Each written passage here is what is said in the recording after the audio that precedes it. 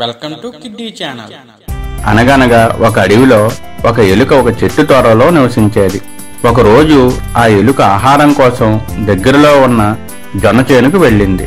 అక్కడ బోలెడంత తిండి దొరికింది. దానితో ఆ ఎలుక కొద్ది రోజుల పాటు ఆ జొన్న చేనులోనే ఉండిపోయింది. ఇంతలో ఒక కుందేలు అడవి మార్గం గుండా వెళ్తూ ఎలుక ఉన్న తొర్ర దగ్గరకు వచ్చి తొర్ర ఖాళీగా ఉండడం చూసింది.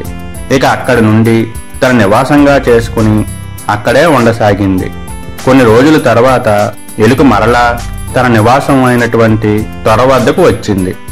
కానీ తన తొర్రలో ఉన్న కుందేలను చూసి ఆశ్చర్యపోయింది. ఇదేమిటి, నా తొర్రలో నువ్వు నివాసం ఉంటున్నావు అని అడిగింది ఎలుక. కాదు, ఇది నా నివాసం అన్నది కుందేలు. ఇలా ఒకరికొకరు తన నివాసం అంటే తన నివాసం అని అనుకోసాగారు.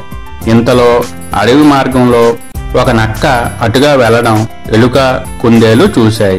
అప్పటికే ఆ నక్క ఆ అడవికి మంత్రిగా వ్యవహరిస్తూ ఉన్నది.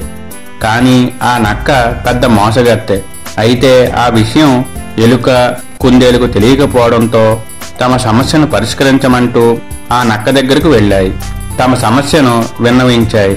కానీ ఆ నక్క తెలివిగా మనసులో మోసం చెయ్యాలనే ఉద్దేశంతో, నేను ముసలిదాన్ని, నాకు సరిగా వినిపించదు, కాబట్టి దగ్గరగా వచ్చి చెప్పండి అని అన్నది నక్క.